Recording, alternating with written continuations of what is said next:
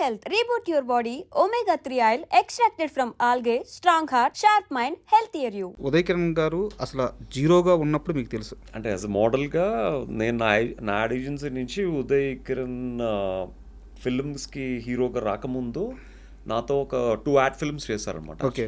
So అప్పటి నుంచి నాకు పరిచయం. సో అంటే ఉదయ్ కిరణ్ హీరో కాకముందు మీకు తెలుసు. అవును. ఆయన లైఫ్ ఏమీ పూల పంపు కాదు, ఆయన కూడా చాలా కష్టాలు పడి వచ్చారు. యా. సో అంత కష్టాలు పడ్డ వ్యక్తికి లాస్ట్ రోజున ఆయన చనిపోయే రోజున ఆయన ఆల్రెడీ లైఫ్లో ఎంతో కొంత చాలా అచీవ్ చేశారు, చాలామంది ఫ్యాన్స్ని సంపాదించుకున్నారు. సూపర్ క్లాస్ హీరోగా, లవర్ బాయ్గా చాలా ఖ్యాతి దక్కించుకున్నారు, అందరికీ ఇష్టమైన హీరోగా ఉన్నారు. బట్ ఆ టైంలో కొన్ని ఫ్లాప్స్ వచ్చి ఉండొచ్చు.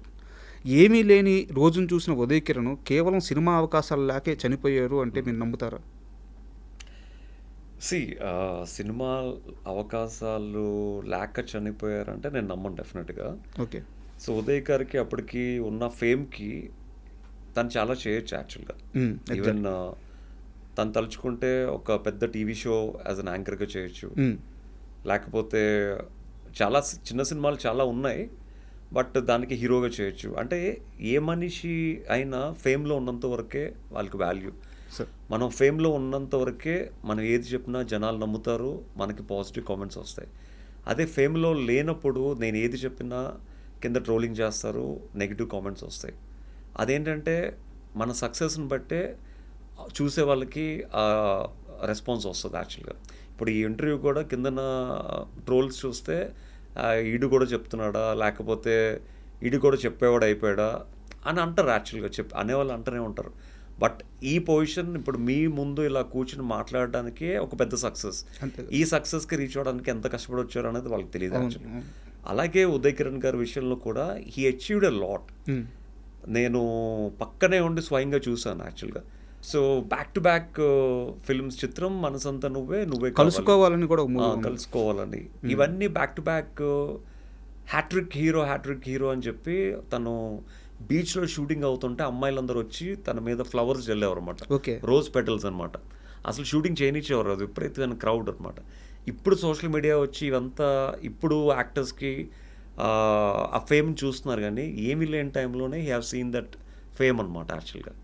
బట్ ఆబ్వియస్లీ అంత ఫేమ్ చూసిన తర్వాత నేను ఒక చాలా సంవత్సరాల తర్వాత ఒక ఈవెంట్కి వెళ్తే he also came for the event, ఒక ఫ్యాషన్ షోకి.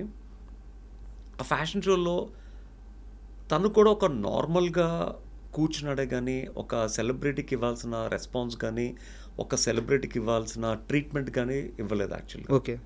I have seen personally, just because of తను ఫేమ్లో లేడు అన్న ఒక్క ఉద్దేశంతో. సో ఒక మనిషికి ఒక నడుస్తున్నప్పుడు రోజ్ పెటల్స్ జల్లి ప్రతి అడుగులోని పూలతో నడిపించే ఒక ఫ్యాన్స్ ఉన్న టైంలో సినిమాల్లో 2-3 సినిమాలు ఫ్లాప్ అయ్యేసరికి అసలు ఒక ఈవెంట్కి వచ్చినప్పుడు కూడా పట్టించుకోకపోతే ఆబ్వియస్లీ ప్రతి మనిషికి ఒక బాధ ఉంటుంది యాక్చువల్గా. కష్టం సార్ తీసుకోవడం. పక్కనే నిన్న కాక మొన్న వచ్చిన హీరోస్కి సెల్ఫీలు తీసుకుని అంత ఎస్టాబ్లిష్ అయిన ఉదయ్ గారితో సెల్ఫీలు తీసుకోపోతే ఆబ్వియస్లీ తను పక్కనే తీసుకుంటున్నప్పుడు తనకు బాధ కలుగుతుంది యాక్చువల్గా. సో ఆ బాధని చూశాను, ఆ హ్యాపీనెస్ని చూశాను యాక్చువల్గా. నేను ఎప్పుడైతే తను చనిపోయారన్న వార్త విన్నానో నాకు చాలా ఐ వాజ్ లైక్ షాక్డ్ అనమాట. వెంటనే నేను నిమ్స్ హాస్పిటల్కి వెళ్తే ఎవరిని అలౌ చేయట్లేదు. అసలు ఉదయ్ కిరణ్ని చూడడానికి ఎలాంటి స్టార్స్ రాలేదు. ఆ ఫ్యామిలీలో కూడా వాళ్ళ సిస్టర్ వాళ్ళ హస్బెండ్ ఒకతను ఉన్నాడనమాట, ఇంకెవరు లేరు అక్కడ. మేబీ ఆ కుటుంబంతో వాళ్ళ పేరెంట్స్తో వాళ్ళ ఫాదర్తో తనకేవో గొడవలు అవుతున్నాయి అనుకుంటా, ఎవరు రాలేదు. అప్పుడు నేనే మార్చురీకి వెళ్ళి ఓపెన్ చేస్తే అప్పుడు ఉదయ్ కిరణ్ గారి బాడీని ఫస్ట్ చూసింది నేనే. అప్పటికే తన కళ్ళని దానం చేసి ప్లాస్టిక్ కళ్ళు పెట్టారు యాక్చువల్గా. సో తర్వాత నేను మళ్ళీ నిమ్స్ వాళ్ళతో డాక్టర్స్తో మాట్లాడి ఆ బాడీని ఇంటికి తీసుకువెళ్ళి తర్వాత అక్కడ నెక్స్ట్ డే మార్నింగ్ చాంబర్ దగ్గర తీసుకువెళ్ళి మొత్తం అప్పుడు ఆర్టిస్టులు అందరూ అప్పుడు వచ్చారు యాక్చువల్గా. సో అదంతా అప్పుడు మొత్తం త్రూఅవుట్ ఉదయ్ గారితో మొత్తం తన బాడీ కాలి ఆ యాష్ అయినంత వరకు ఆ లాస్ట్ వరకు నేను తనతోనే ఉన్నాను యాక్చువల్గా. ఆ బాడీ మొత్తం కాలినంత వరకు తనతోనే ఉన్నాను. చాలామంది కొంతమంది మధ్యలోనే వెళ్ళిపోయారు, కొంతమంది బాడీ ఇలా అంటించిన వెంటనే వెళ్ళిపోయారు actually. But I'm the one maybe ఇద్దరు ముగ్గురు ఒక కొంతమంది ఫ్యాన్స్ ఉన్నారనమాట. మొత్తం బాడీ అంతా కాలినంత వరకు, బాడీ బూడిదైనంత వరకు నేను ఉండి చూసి అప్పుడు నేను ఇంటికి వెళ్ళడం జరిగింది. అంటే ఇంకా ఒక ఫ్రెండ్కి అంతకన్నా మనం ఎక్కువ ఏమి ఇవ్వగలం యాక్చువల్గా. అంటే మీరు చెప్తుంటే అంటే ఇండస్ట్రీలో ఒక ఫేమ్ వచ్చిన తర్వాత అంతే, ఏదన్నా ఫేమ్లో ఉంటేనే మీకు గుర్తింపు, మీకు మర్యాద, మీకు మీ గురించి మంచిగా మాట్లాడతారు. అంటే ఒక బిగ్ బాస్ నుంచి బయటకు వచ్చినప్పుడు నా గురించి, నా ఇంటర్వ్యూస్ గురించి ట్రెండింగ్లో ఉన్నాం కాబట్టి ఒక ఇంటర్వ్యూ చేస్తే ఆ ఇంటర్వ్యూ ద్వారా కొన్ని వ్యూస్ వస్తాయి, ఛానల్ రేటింగ్ పెరుగుతుంది, ట్రెండింగ్లోకి వెళ్తుంది, డబ్బులు వస్తాయి ఉద్దేశంతో ఇంటర్వ్యూ చేసేవారు. అదే పాజిటివ్గా చేసిన ఇంటర్వ్యూని వీడి పాజిటివ్నెస్ అంతా జనాలు లాగేసుకున్నారు, ఇప్పుడు వీడు నెగిటివ్ చేస్తే మళ్ళీ కొన్ని రోజులు ట్రెండింగ్లో తీసుకెళ్ళొచ్చు అని చెప్పి మళ్ళీ నెగిటివ్ చేశారు. అవును, మళ్ళీ నెగిటివ్ చేసినప్పుడు మళ్ళీ వాళ్ళకి ట్రెండింగ్లోకి వెళ్ళాయి. అప్పుడు చాలామంది ఆర్టిస్టులు 30 years పృథ్వీ గారు కూడా నా గురించి నెగిటివ్గా మాట్లాడారు. బికాస్ ట్రెండింగ్లో ఉన్న ఒక పర్సన్ని పోక్ చేస్తే heal become more trending actually. So చాలామంది నా పేరు యూస్ చేసుకుని they came in to trending అనమాట. సో అలాగా నన్ను రైట్ లెఫ్ట్ ఆడుకున్నారు యాక్చువల్గా. బట్ ఇట్స్ ఓకే, బికాజ్ నా వల్ల వాళ్ళకి ఏదో ఒక విధంగా ఉపయోగం, మీరు అప్పటికే రాటు తెలిపోయారు. ఏదో ఒక విధంగా వాళ్ళకి ఉపయోగం పడుతుంది అని తెలిసిన తర్వాత ఇంకేమంటాం. సో ఫ్యామిలీస్ని మీడియాకు ముందుకు లాగారు, పిల్లలతో పాటు మీడియా ముందుకు వెళ్ళి మేమేంటో ప్రూవ్ చేసుకోవాల్సి వచ్చింది. ఇట్స్ ఓకే, ఇదంతా ఎందుకు, జస్ట్ బికాజ్ ఆఫ్ ఒక మిడిల్ క్లాస్ పర్సన్. అదే మీరు రిచ్ పర్సన్ అయితే మీ జోలికి ఒక్కడు కూడా రాడు, మీ గురించి ఒక్కడు కూడా కామెంట్ పెట్టాడు. అది. అండ్ మీరు బిగ్ బాస్ నుంచి బయటకు వచ్చిన తర్వాత కొన్ని సినిమా ఆఫర్లు అయితే వచ్చినాయి మీరే హీరోగా.